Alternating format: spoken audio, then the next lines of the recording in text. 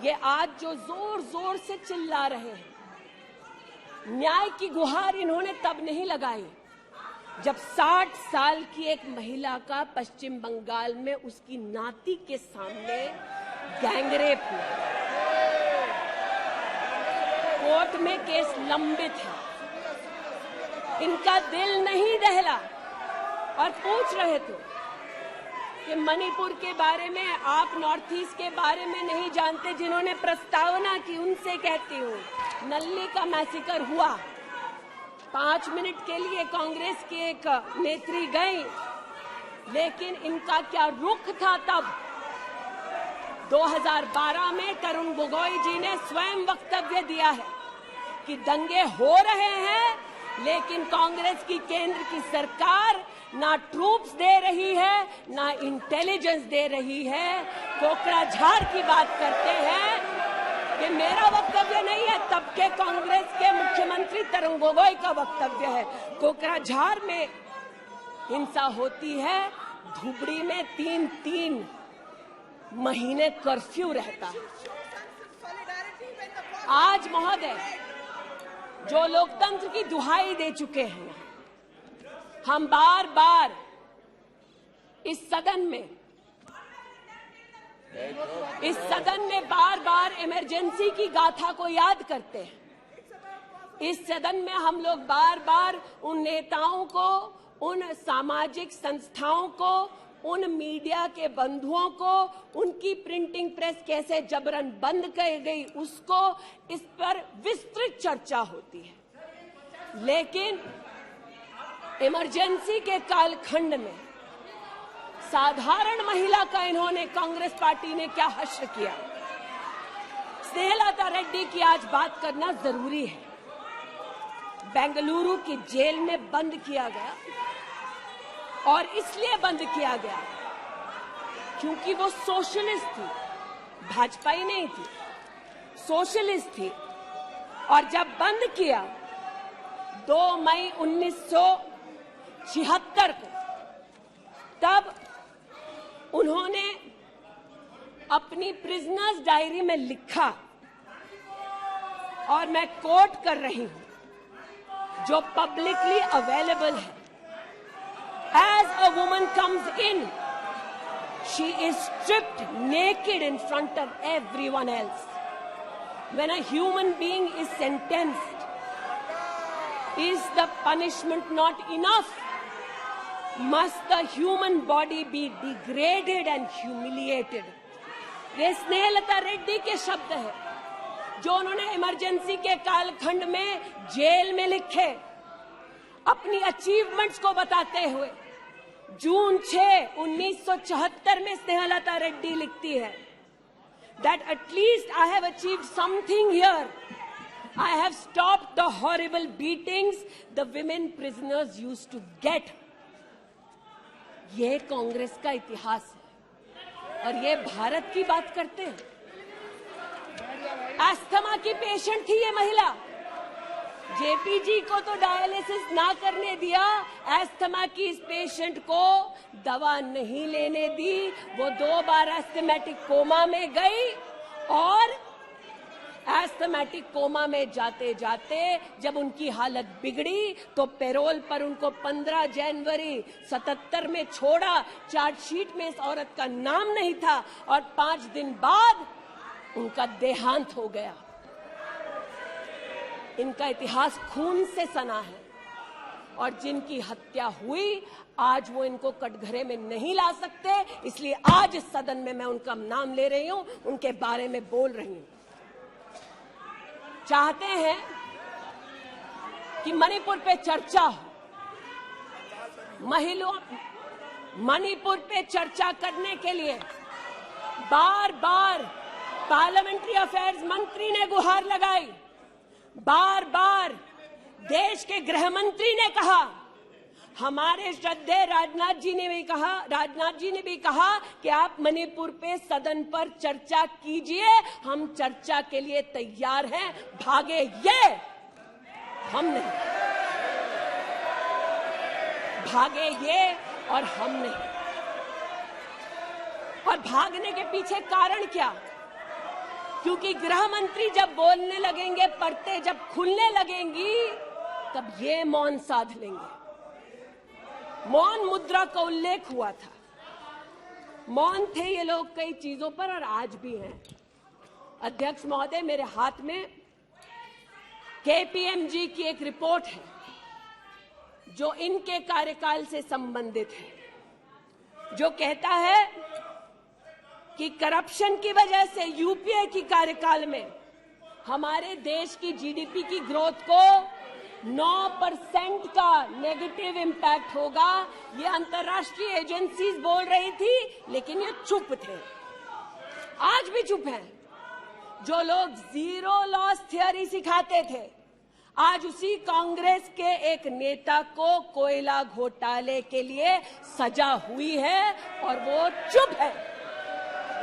लेकिन चुप और बहुत सारी चीजों में रहे महोदय। 2005-6 में यूपीए की सरकार को यह ज्ञात हो गया था कि खुले में शौच करने की वजह से महिलाओं का बलात्कार हो रहा है। 2005-6 में इनको पता था, ये सरकारी सर्वे में ज्ञात हुआ है, लेकिन ये चुप थे। 2010 में वर्ल्ड बैंक की रिपोर्ट ने कहा, इनकी तब सरकार थी, कि स्वच्छता न होने की वजह से देश की जीडीपी पर 6.4 का नेगेटिव इंपैक्ट है। ये चुप रहे। महिला का बलात्कार खुले में शौच में हो रहा था, इनको पता था, ये चुप रहे। 2014 तक देश में केवल 39% आबादी को इन्होंने टॉयलेट की व्यवस्था सुनिश्चित करके दी। 2019 तक 100% कवरेज हुआ। 110 मिलियन टॉयलेट। ये हंसते हैं इस पे अध्यक्ष जी। शायद इनको पता नहीं है कि एक महिला के लिए दिन की शुरुआत में शौच के लिए बाहर जाना या सूर्यास्त का इंतजार करना, शौच के लिए बाहर जाना और वहां उसका शारीरिक शोषण होना, बलात्कार होना, ये कितनी बड़ी सामाजिक और क्रिमिनल चुनौती है, इस बात से इनको कोई सरोकार नहीं, इसलिए उपहास का विषय बनाते हैं। आज मुझे ये कहते हुए शर्मिंदगी है कि मैं यहां पर कह रही हूं कि खुले में शौच करने वक्त औरत का बलात्कार होता है, ये उपहास उड़ा रहे हैं और महिला उपहास उड़ा रही है। शायद यही लक्षण है कांग्रेस मिथ अलायंस के कि औरत का बलात्कार हो तो ये हंसे, भारत मां की हत्या की बात हो तो ये यहां पर तालियां पीटे। ये कांग्रेस का लक्षण है। इनकी प्रस्तावना के वक्त ये कहा गया कि हम बात करेंगे, मात्र एक व्यक्ति से, हम किसी मंत्री से बात नहीं करेंगे, क्योंकि मंत्रियों की कार्यशैली पर इनको चर्चा नहीं करनी। और शायद सच भी है, इनका अपना अनुभव है कि इनके यहां पावर का केंद्र बिंदु एक था। यहां पर फर्क यह है कि हम सब कलेक्टिव रिस्पॉन्सिबिलिटी के भागीदार हैं। इसलिए आज जब गजेंद्र शेखावत जी के मंत्रालय की ओर से टॉयलेट की व्यवस्था होती है, तो मैं एक महिला सांसद और नागरिक के नाते इनका भी उतना ही अभिनंदन करती हूं जितना कि प्रधानमंत्री जी का। जल जीवन मिशन महोदय, हमारे देश में जब इनकी सरकार थी तो मात्र 3 करोड़ परिवारों तक नलके से पानी पहुंचता था। अब 2019 का आंकड़ा कहता है कि आपने तब तक 9.5 करोड़ तक पानी पहुंचाया और अब लगभग 19 करोड़ 40 लाख 12 करोड़ 40 लाख तक आपका पानी नलके से पहुंच चुका है। लेकिन इनको इससे भी सरोकार नहीं कि अगर टॉयलेट बना, महिलाओं का शोषण कम हुआ, देश की साधारण महिला का सम्मान बढ़ा, तो इनसे इनका कोई सरोकार नहीं। स्पष्ट है, गरीब के घर में नल से जल पहुंचा तो कांग्रेस का उसका कोई सरोकार नहीं। ये स्पष्ट है और सही है। हमारा सरोकार है, देश हमारा है, सेवा हमारी है। आज ये उत्तेजित है कि मैं इस सदन में मंत्रिमंडल के अपने कई सहयोगी साथियों का वर्णन करती हूं। एक ऐसी महिला मंत्री का वर्णन कर रही हूं जो वर्तमान में नहीं है। जनधन के माध्यम से 23 करोड़ महिलाओं का बैंक का खाता खुला। ये इनके लिए कोई मान्यता नहीं रखता, ये मुझे स्वीकार है, ये हमारे लिए अहम है।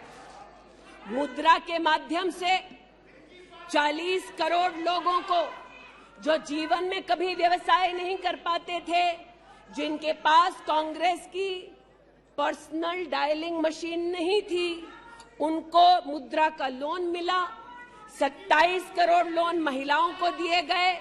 महिलाओं को अपना व्यवसाय शुरू करने के लिए 23 लाख करोड़ रुपया सैंक्शन किया गया मुद्रा के माध्यम से। इनका उससे कोई सरोकार नहीं।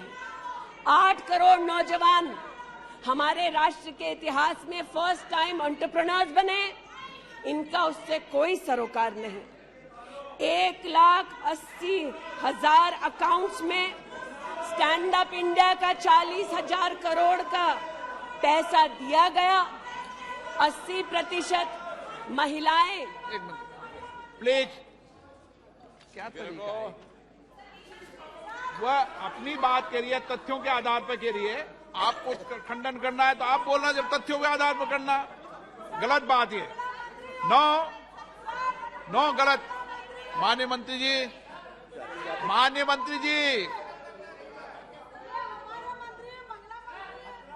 आपकी अनुमति से सर मैं पुनः बोलूं तो जैसा कि मैंने कहा, महिला का अगर आर्थिक सामाजिक उत्थान होता है तो इससे इनको कोई सरोकार नहीं। सेल्फ हेल्प ग्रुप की बात करते हैं। जब इनकी सरकार थी तब मात्र 19 लाख सेल्फ हेल्प ग्रुप्स को इन्होंने 80,000 करोड़ का लोन दिया। हमने 9 करोड़ महिलाओं को 5 लाख करोड़ की आर्थिक व्यवस्था करके दी देश के सेल्फ हेल्प ग्रुप में। यह हमारा अभिमान है। जो आज महिला के बारे में चर्चा कर रहे हैं, टोका-टोकी बंद करो सर। जब इन्होंने महिला संबंधित बजट की व्यवस्था की तब इनके कार्यकाल से 130% ज्यादा बजट हमारे प्रधानमंत्री जी ने देश की महिलाओं को समर्पित किया। ये हमारा अभिमान है। आयुष्मान भारत के अंतर्गत 10 करोड़ परिवारों में महिलाओं को आयुष्मान भारत का कार्ड मिला। आज तक 2 करोड़ 60 लाख महिलाओं ने हॉस्पिटल वेलनेस सेंटर में सुविधाएं ली। ब्रेस्ट कैंसर में 12 करोड़, सर्विकल कैंसर में 8 करोड़ महिलाओं ने स्क्रीनिंग कराई। इनका उससे कोई सरोकार नहीं, बल्कि इनका उनसे सरोकार है दिल्ली में, जिन्होंने आयुष्मान भारत योजना दिल्ली में लागू ही नहीं की। इनका उनसे सरोकार है। देश में मोदी सरकार में 3 करोड़ 84 लाख घर बने, जिनमें से 2 करोड़ 86 लाख महिलाओं को मिले। इनका उनसे कोई सरोकार नहीं, क्योंकि गरीब महिला लखपति दीदी बन गई, वो हमारा अभिमान है, इनका नहीं। हमारे देश में 8 करोड़ 50 लाख बेटियों ने समग्र शिक्षा के माध्यम से स्कूल में सेवा ली, मुफ्त टेक्स्ट बुक की सेवा ली। बेटियां का ये उपलब्धि हमारा अभिमान है, इनका नहीं। 5 लाख से ज्यादा बेटियों के लिए स्कूलों में अलग से टॉयलेट की व्यवस्था हुई। ये इनका अभिमान नहीं, हमारा अभिमान है। हमें अपनी बेटियों पे गर्व है। 5 लाख दिव्यांग बेटियों को मंथली स्टाइपेंड मिलता है। ये सेवा हम देश की बेटियों को दे सकते हैं। ये हमारे लिए बहुत बड़ा प्रभु का उपकार है। 1,28,000 बेटियों को मेरिटोरियस स्कॉलरशिप दी जाती है, 12,000 रुपए की हर साल। ये सेवा का मौका परिवारों ने हमको दिया। 2 लाख से ज्यादा बेटियों को सेल्फ डिफेंस की ट्रेनिंग दी जा रही है। आज एलिमेंट्री एजुकेशन में बेटियों की एनरोलमेंट 100% है इस देश में। ये हमारे देश के लिए गौरव की बात है। आज पहली बार फीमेल एनरोलमेंट उच्च शिक्षा में महोदय 2 करोड़ से ज्यादा हुआ है महिलाओं का। ये देश के लिए गौरव की बात है। आज दलित बेटियों का एनरोलमेंट बढ़ा है 38%। दलित बेटियों का उल्लेख करती हूँ, ये चिल्लाते हैं इनको दलित बेटियों से सरोकार नहीं, हमको है। ये हमारे लिए गर्व की बात है। आदिवासी बच्चे, लड़कियां 63% उनका एनरोलमेंट बढ़ा महोदय। आदिवासी बच्चों के साथ इनका कोई सरोकार नहीं। आदिवासी बेटियों ने हमारे प्रधानमंत्री को सेवा का मौका दिया। ये हमारे लिए प्रभु की असीम कृपा है। नॉर्थ ईस्ट की बात करते हैं तो महिला ने नॉर्थ ईस्ट में 34% की इंक्रीज हुई है एनरोलमेंट में। नॉर्थ ईस्ट के मेरे सभी साथियों को, चाहे वो सदन में कहीं भी बैठे हों, महिलाओं की दृष्टि से मैं अभिनंदन देती हूं। आज हमारे देश में महिला जो पीएचडी करती है 99.2% की वृद्धि हुई है एनरोलमेंट में पीएचडी करने वाली महिलाओं में। ये हमारे लिए हिंदुस्तानी होने के नाते गौरव की बात है। आज जो महिला शैक्षिक संस्थानों में सेवा दे रही, यूनिवर्सिटीज में, इंस्टीट्यूशंस में, कॉलेजेस में 66%, 66% उनकी वृद्धि हुई है। आप हो करते जाएं, हम तो उनके लिए बल्ले बल्ले ही करेंगे। आज मुझे ये कहते हुए खुशी है कि हमारे लेबर मिनिस्ट्री ने कहा है कि ईपीएफ में 28,70,000 महिलाओं ने अब अपने आप को सब्सक्राइबर बनाया है। आज 2017 से लेकर 22 तक लगभग 1400 महिला साइंटिस्ट को भारत सरकार की विविध स्कीम्स के अंतर्गत सहयोग मिला है। आज महिलाओं को मैटरनिटी लीव में 26 हफ्ते की पेड मैटरनिटी लीव मोदी सरकार ने सुनिश्चित की है। आज महिलाओं ने 3 करोड़ बेटियों ने, महिलाओं ने प्रधानमंत्री मातृ वंदना योजना के अंतर्गत 13,700 करोड़ रुपया अपने बैंक के खाते में पाया है। इस सेवा के लिए प्रधानमंत्री जी को आभार और बेटियों का अभिनंदन।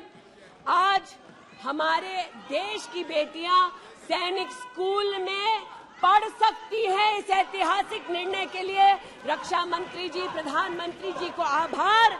आज हमारी देश की बेटियां आर्म्ड फोर्सेस में परमानेंट कमीशन पा चुकी हैं। हमारे देश का गौरव बढ़ाने के लिए ऐसी बेटियों का आभार।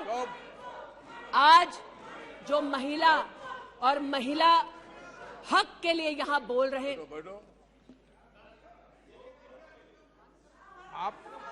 आप विषय पे बोल रही हैं और अविश्वास प्रस्ताव पे सब विषय पर बोल सकते हैं। ये तरीका अच्छा है क्या? बोलिए माननीय। वो भी शायद मजबूर हैं, उनको भी रिमोट से डायरेक्शन आया है। इतना ही कहना चाहती हूँ कि आज एक तरफ हमारी बेटियों ने सैनिक स्कूल में, आर्म्ड फोर्सेस में अपने प्रतिभा के आधार पर देश का गौरव बढ़ाया है। दूसरी ओर बिना किसी पुरुष सहयोगी के हिंदुस्तान के इतिहास में पहली बार 4,313 मुस्लिम बहनें अकेली हज के लिए गईं और सुरक्षित हिंदुस्तान लौटी।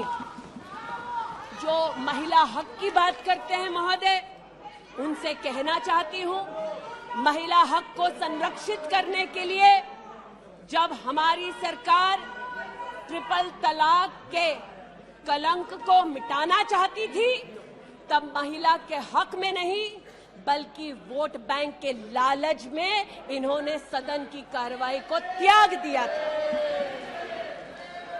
आज जब ये महिला सुरक्षा की बात करते हैं महोदय, तो ये कहना उचित होगा कि एक तरफ निर्भया फंड की रचना की घोषणा करते हैं 13 में, एक काम निर्भया फंड में नहीं करते, लेकिन जो निर्भया के बलात्कारी हैं उनको कांग्रेस नित अलायंस के लोग बलात्कारी के हाथ में 10,000 रुपए और एक सिलाई की मशीन देते हैं।